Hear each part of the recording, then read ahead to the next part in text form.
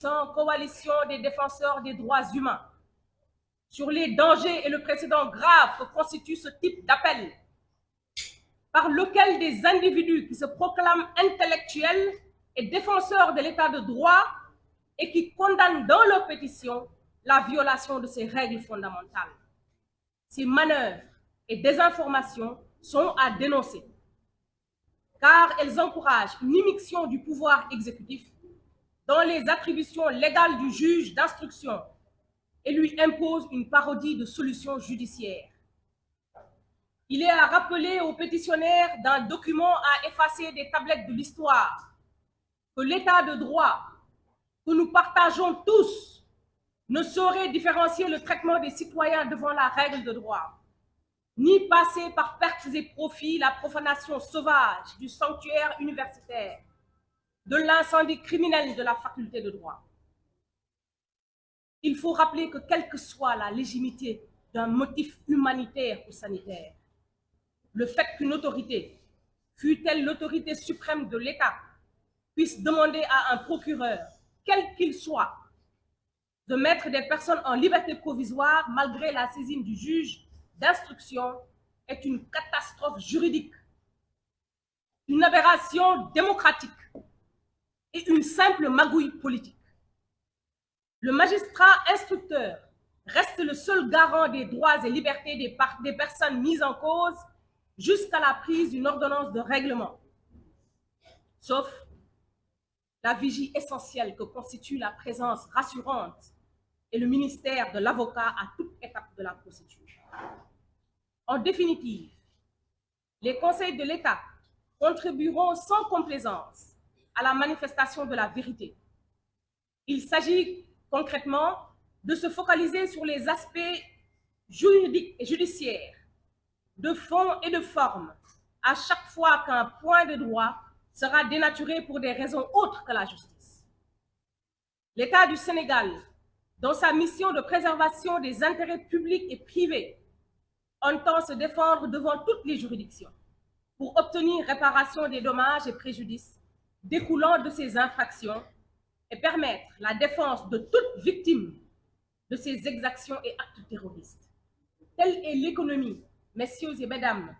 de la déclaration faite par le collectif des avocats de l'État, constitué aux côtés de l'agent judiciaire de l'État pour la défense des intérêts de l'État du Sénégal. Je vous remercie pour votre attention. Merci, cher conseiller Ndeye Anta Mbaye. Elle vient de nous lire cette déclaration du pool des avocats de l'État du Sénégal qui entend rétablir exactement, indiscutablement, la vérité des faits dans cette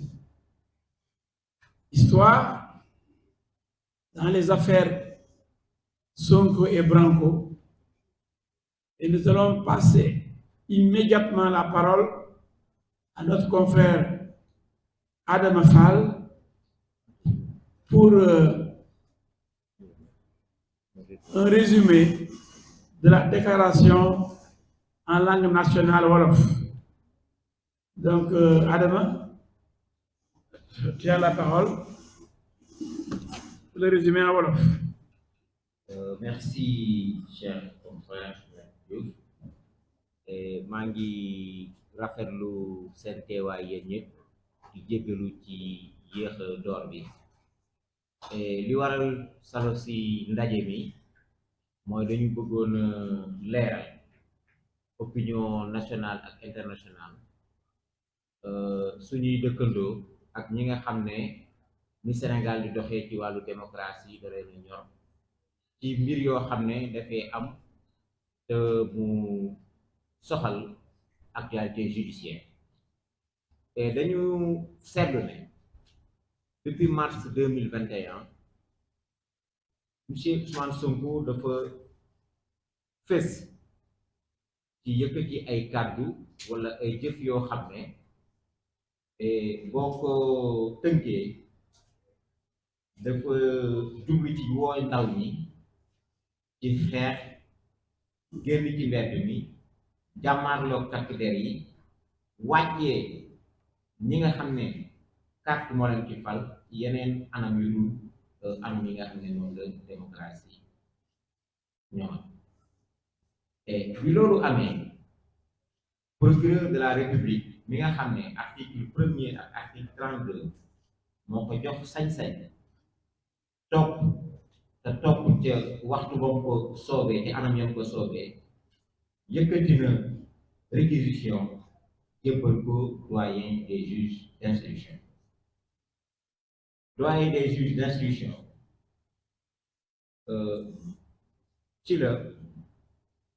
déglu Cheikh Ousmane Sonko yëkkati li naan ay chef d'inculpation ay tuuma teg ko ci kawam mu mel ne jëf joo xam ne dafa jublu ci nasaxal kaaraange réew mi tëgg mbootaay wala ak mbooloo moo xam ne dañu jóg pour teg ay ñaawteef ci nit ñi wala ci seeni am-am te ñu lëkkaloo ko kuréel goo xam ne day yëngu ci wàllu terrorisme.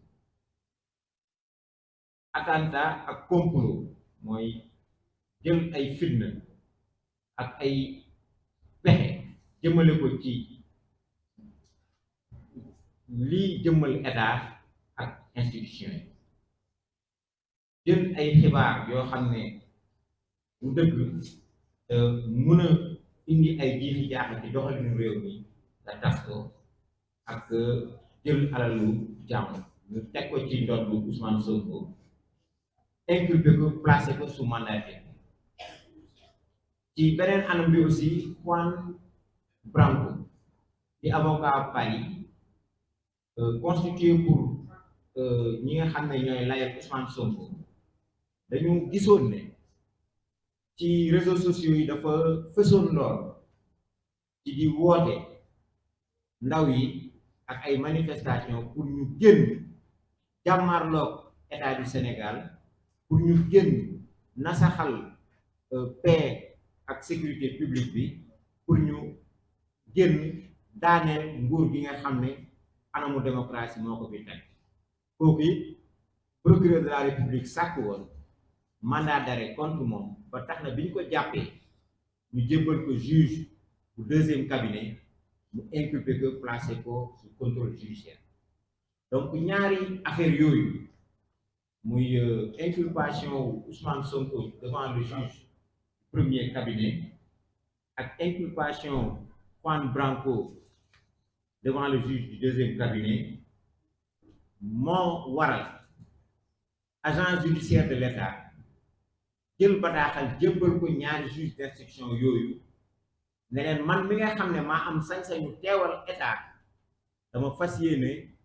bokk ci procédure bi ngir laaj ak yelleef yi nga xam ne moom la état di dàq ci procédure yooyu. ci anam yooyu ci la agent judiciaire de l'État constitué li ñaan pool des avocats buy avocat yi toog tey nga xam ne ñun ñoo fas yéene défendre intérêt wu état du Sénégal et intérêt wu état du Sénégal nag dafa am fu mu sukkandiku mooy article 2 code de procédure pénale bi ne képp koo xam ne da nga jàpp ne am na ñaawteef wala jalgati yoon boo xam ne nit yëkkati na ko mu am lu mu la yàqal yoon may na la sañ-sañ nga dem fa ñuy layee nga laaj fa sa àq sa yelleef loolu rek moo waral état du Sénégal dugg ci dossier ñu différencier état du Sénégal ak procureur de la République. Procureur de la République c'est l'avocat de la société moom société bi la fi nekkal farul ak Masamba farul ak Mademba application de la loi ak exercice des poursuites moom lay def mais état bi nga xam ne dafa jàpp ne bi manifestation yi amee dañu dal ci ay moomeelam état bi nga xam ne dafa jàpp ne économie Sénégal ak bi manifestation yi ñoŋee dafa am ay yàqital yu bari yuñ ko defal état bi nga xam ne dafa jàpp ne ci ay investissement lourd yoo xam ne def na ko ci wàllu transport ci wàllu eau ci wàllu assainissement ci wàllu électricité ay defkatu ñaawteef dañu jóg dal ci loolu état boobu mooy moom loolu noonu da ko fas yéene xayma xam nu mu toll laaj ko ndàmpaay ñu teg ko ñi nga xam ne ëllëg ñoom la yoon di daal. et conférence de presse ak intervention wu tey bi nag li ko gën a sonal mooy ñu dëggal ci kanamu askan bi que état du Sénégal toppul dàqul lu dul dëgg ñoom li naan la manifestation de la vérité judiciaire. Manifestation de la vérité judiciaire boobu état du Sénégal dina ci ànd ak sàlloo li ñaan présomption d'innocence mooy du ñu teg kenn du ñu jiiñ kenn wala ñu xalab kenn feek tribunal àttewul ba ne yaa def. dinañ ci sàlloo aussi respecter li ñaan séparation des pouvoirs ku ne li la yoon dénk muy sa wàll nga doxal ko te kenn du ci am benn immixtion. moo tax ñu jaaxle quand même bi ñu gisee ñu définir seen bopp ne ñoom ay intellectuel la jóg yëkkati ay kàddu ne